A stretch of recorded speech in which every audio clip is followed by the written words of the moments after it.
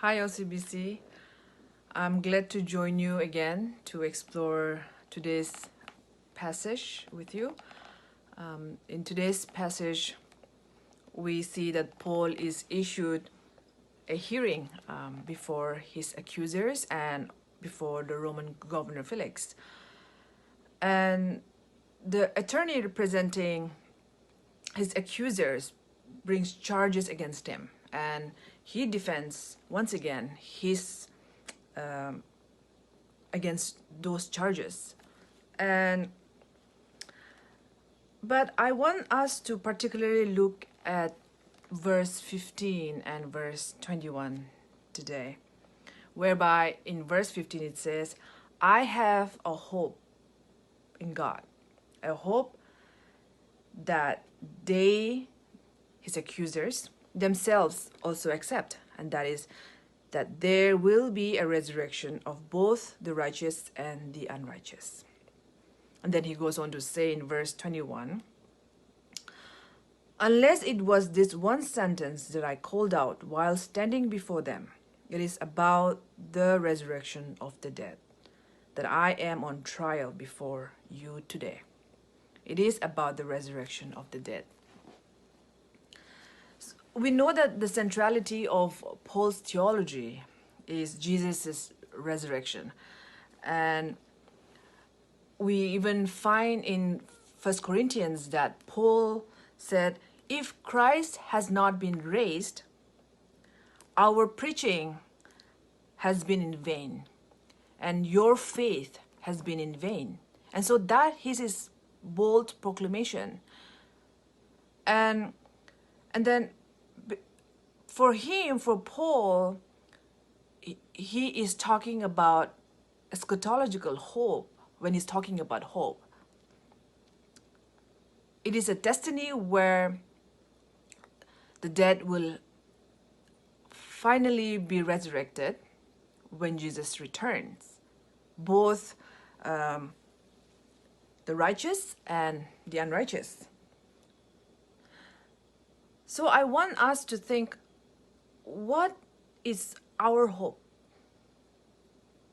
I know that's a kind of weird question, for believers, because we talk about hope all the time.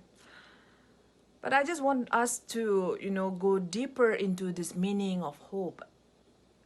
And what are you hopeful about? Or what are you hopeful for?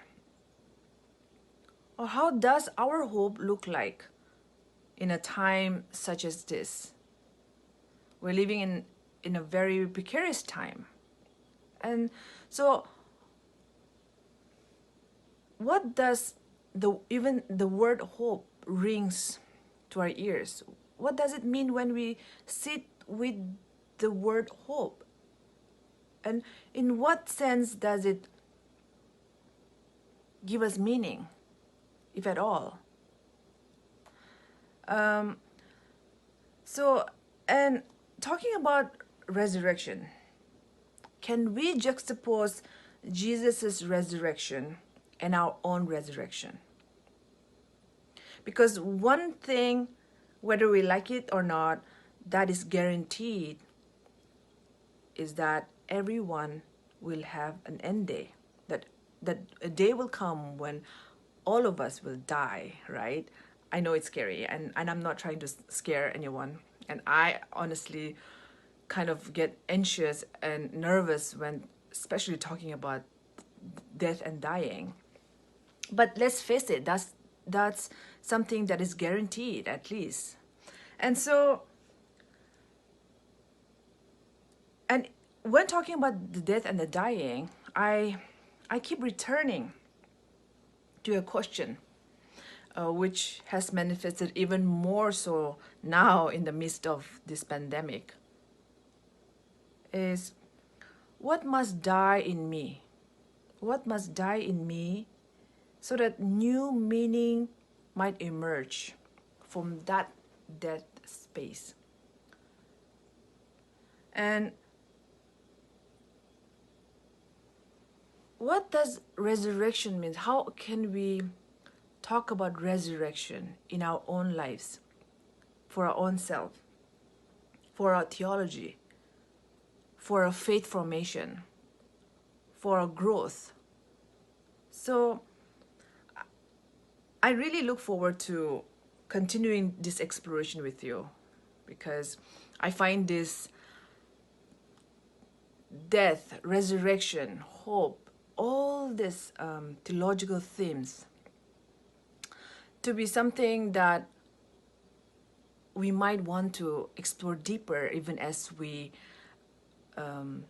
spend more time with ourselves during this time of pandemic, and sometimes when it seems hopeless, and yeah, so I look forward to hearing what you have to say about that.